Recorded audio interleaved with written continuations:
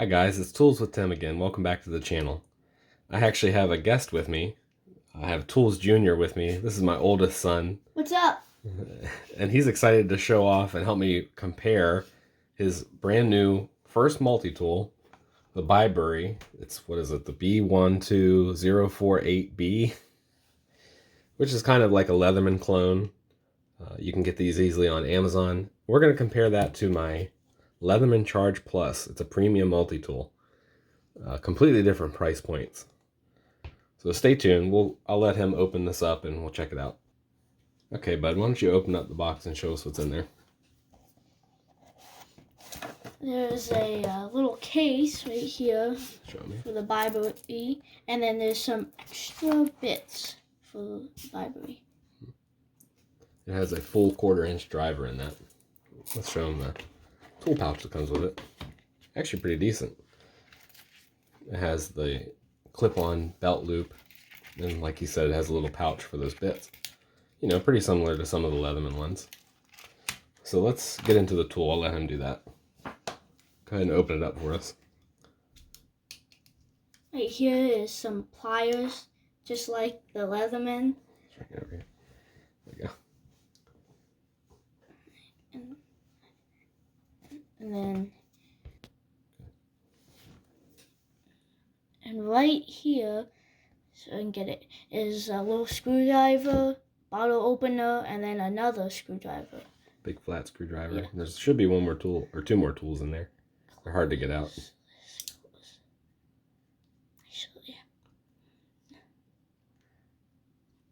And then right here is a leather poker, and then a file with a diamond on the other side, and then a normal file. And then on this side, right here, see if you can see it.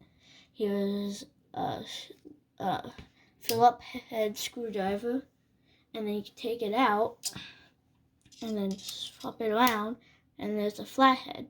Yep. These extra bits, you can just take this out. See if I can get these out. There you go. You can put whatever bits you want in. Yeah, it's just about everything you need. Yeah. Let's show them the outside tools real quick too. Okay. And you can tell it's definitely inspired by Leatherman. It looks like the Free series, the P2, the P4. It has those same style pliers, and it has the replaceable wire cutters. I'm not sure what they're made from. I don't think it says. Excuse me. Yeah, it just says stainless steel. But very similar. And then we're going to compare it to the Charge here in a minute. But let's just show you what the outside tools are. First is the main blade here. Very similar to the Wave and Leatherman Charge. This is my favorite feature. The outboard scissors. I keep confusing those. Very similar to all the other knockoff ones. On the other side, it has the Charge style serrated blade with the pull cutter or the seatbelt cutter, whatever you want to call it. And then, of course, it has a saw, and this has really aggressive teeth. You can see he's tested it out a little bit. And you probably notice that all the tools are in black. Kind of gives it a nice contrast. So let's set this here, and we'll compare that to the Leatherman Charge Plus. Oops. There's the serrated blade, very similar. The serrations are deeper on this. We'll test a few of these out, and it has the pull cutter. It's my favorite style of the outboard tools. This has a similar shaped blade. This one's actually made from 154 cm, so an upgraded steel. That's basically what you're paying for, is the handle scales, you know, the overall quality, and then the upgraded steel. It has pull saw, much shallower teeth, but I've used this a few times and it's a lot easier to use, so we'll have to compare them in another video. And then the Charge Plus has the file on the outside. It has the 3-sided file, diamond side, the coarse, and then it has the third edge here that you can use to kind of put little grooves in metal. I wish that it actually had scissors on the outside, similar to this rock tool. I actually bought this thinking maybe I would swap this over, but I ended up actually liking the form factor of this. It's really small. You barely feel it in your pocket compared to the Charge or a larger tool. This has the scissors on the outside, and I use these all the time. It's actually more useful to me than, say, probably the saw is the thing I use the least. I actually don't mind the idea of having the file on the inside. I think that was a good use of space. And we'll go over our final thoughts at the end. Let's compare the pliers. The Leatherman Charge Plus has the same pliers as the Wave Plus with the replaceable 154 cm wire cutters. And what I noticed in using these is these are so fine at the tip that these will get tweaked and bent, whereas these are like the perfect combination of heavy duty. They're a little bit more blunt nose, but just about right for needle nose pliers. And they're wider like the newer Leatherman models. I was actually pretty impressed using this. We will test out the wire cutters just on some soft wire and see how they do. I don't think I have anything hardened right now. Maybe we'll have to do a separate video on that. And let's talk about the inside tools in the Charge. Go over to this side. It has the flat bit driver from Leatherman. I'm a big fan of that because it saves space. I know people complain about the bits. Maybe they're not as easy to engage as full 3D bits, but they work for me. It has the can opener with a wire stripper. It's like a V groove for that. Then on the other side, it has like a 3/16 flat screwdriver. You could probably use it to pry things open. It has the little eyeglass driver just like his. And then it has the little inboard scissors. These are not my favorite scissors. Let's go ahead and compare them to start off between these other models. Get it locked up here. We'll try the infamous paracord test and see if it can do it. Actually not too bad. 2 passes basically with that. Let's compare it to the rock tool first, and then we'll let him try the rock tool.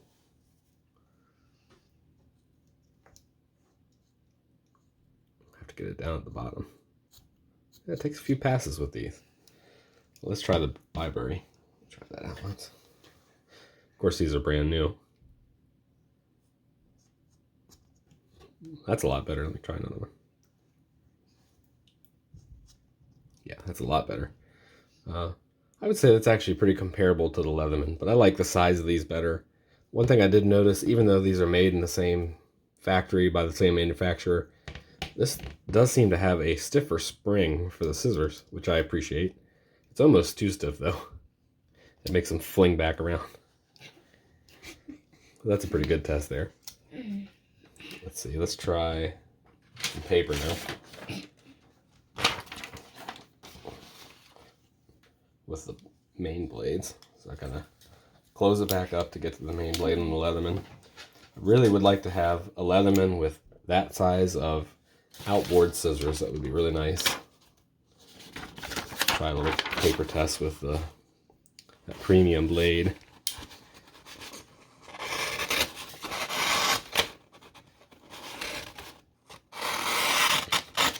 Yeah, super smooth. Okay, let me try the Bibury. Actually pretty impressive how sharp they got this thing. That's one thing I noticed. It's actually a nice even bevel. Maybe not quite as nice as the Leatherman, but it's very workable. I noticed that with the rock tool too. It's actually super sharp. These are good blades to keep nice and sharp if you want to carry a pocket knife with you and then have a multi-tool. Of course, this one I've used for a good while now.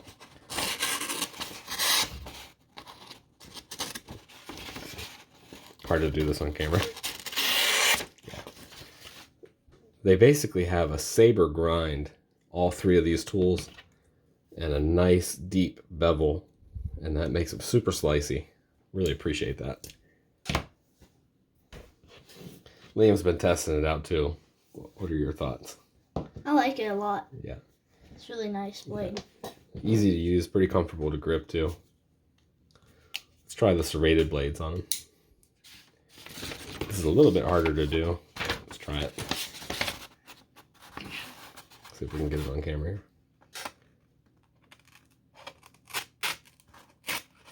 If you can get it in the larger groove, it will cut.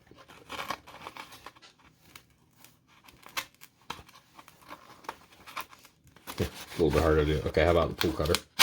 Yeah, pretty good.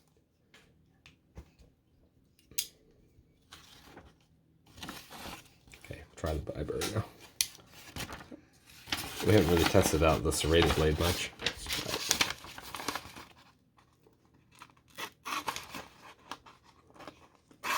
Yeah, it doesn't dig in the same way. One thing you'll notice on this tool is all the implements have been painted or coated, and they actually painted over the serration, so I don't know if that affects it. Maybe we should clean it up a little bit and test it out again. I do see some paint on the edge here. Kind of hard to see with the camera. But yeah, I'm sure it's still fine for rope and hard things like that, but it's just hard to get it started with the paper. Test. Try the tool cutter once. Yeah, the tool cutter's nice and sharp. Sure, it works good on rope. I wish I had a bigger piece here. If I can get it to fold around.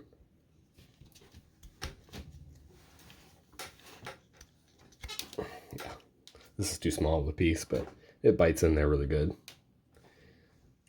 Okay, what do we want to test out next? We're going to do a separate video on the saws. We'll probably take it outside and cut some actual branches. Yeah, let's test the pliers out on these. Let me close mine up here.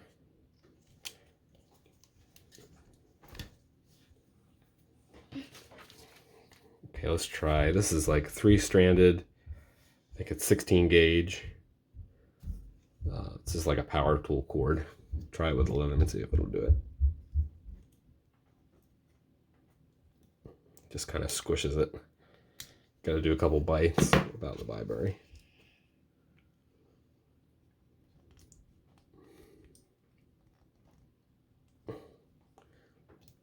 Yeah. The cutters are very similar on these, in the shape and the size. Although one thing I do kind of like on the Bibury is, opposed to the Leatherman, I know on some of the newer models, they've been leaving a little groove at the bottom here where your wire ends up falling down in it and then you can't cut it. The Bibury, on one side, the cutters are actually straight, so they completely pass over each other. That's pretty nice. Wonder if they're sharp enough to cut some paracord. Try it. Oh yeah. Oh, they're stuck. That does happen sometimes. Yeah, pretty sharp. I'm impressed with that. But yeah, I do think you get a little bit, let's see, I guess they're about the same length. Let's look here. Maybe you get a slight leverage advantage with the Bibury. Both of them are very comfortable. The weight is pretty similar. I feel like the charge is a little bit lighter. It has the aluminum handles instead of the stamped steel. But I like the look of this tool, actually. Some other manufacturers make the full, polished stainless version as well, and they're basically the same tool. But yeah, the action on the pliers is nice. I did have to kind of just wedge them open a little bit to get it to go past a little tough spot there, but nice and loose, just as smooth as my charge. Actually a little bit smoother. Might have to loosen these up. And opening and closing has gotten even smoother, just about as smooth as the charge. One thing that people really like about these tools, I think, yeah, they have dual bronze bushings on each side, and I'm not sure if this does. Yeah, it doesn't have it on this, but kind of hard to see. But it does have the bronze bushings for all the blades and stuff, which is kind of a must. Very smooth. And obviously it comes with a pocket clip. A little bit tight for the sheath. You could put it in like that if you wanted. But you can always upgrade that if you want. But yeah, this is a really good entry-level tool. Right now it's on sale on Amazon for 30 bucks. That's, let me think, I gotta do the math. This Leatherman charge was basically 5 times more expensive than this. And I don't think it's 5 times as good, but it does have some premium features that I really appreciate. I'm a big Leatherman fan. I do like that the pocket clips are movable, the upgraded steel, but there's also some features I think Leatherman could pay attention to. In my opinion, the way that this multi-tool is set up is basically the perfect layout for an everyday carry multi-tool. It's still a full-size tool with precision needle nose pliers at the end, and the position of the tools is really good. Excuse me. I'm perfectly fine sacrificing a full-size file just to be able to have those outside opening scissors on this side here. Still getting used to this one. That's a big plus to me, and they work well. One thing I noticed, they mount the pocket clip on the same side as the straight blade. I'm not a huge fan of that, especially being right-handed. I'd much rather have it on this side, but there is the option. So all you have to do is get the right Torx bits. Looks like maybe T8 for the bottom ones, and swap it over. Then when you pull it out of your pocket, you'll have access to the main blade. Then you can swap it over and still easily get to the serrated blade. I think that would be a good improvement. But yeah, we'll see how well this holds up, and we'll do some further testing with this and make some other videos. So what do you think of it, bud? I love it. It's so nice. It's really handy. I was actually working on my truck the other day, and I didn't feel like putting my Leatherman in my pocket. I had it in my truck, and so I would ask him every time to open the pliers up and hand it to me. Yep. And it was actually super handy. Yeah. It's really good idea to have a multi-tool of some sort in your vehicle for those type of repairs, because you can do just about anything with this. Does it say on the box how many tools it has? Let's see.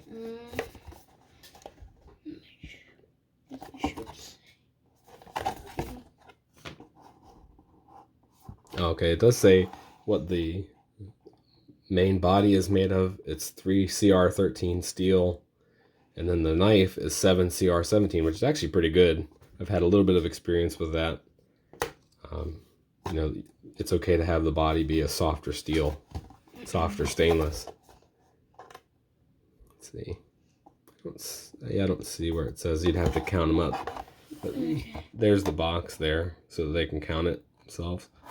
Oh, one thing I always forget to mention is it also has the crimpers on the inside of the pliers. They always hide a few little features. But yeah, it's really packed. Honestly, in my opinion, it has more tools in a way than the Leatherman. But yeah, it's up to you guys to decide. Let us know in the comments what you think of these two. All right, have a good one.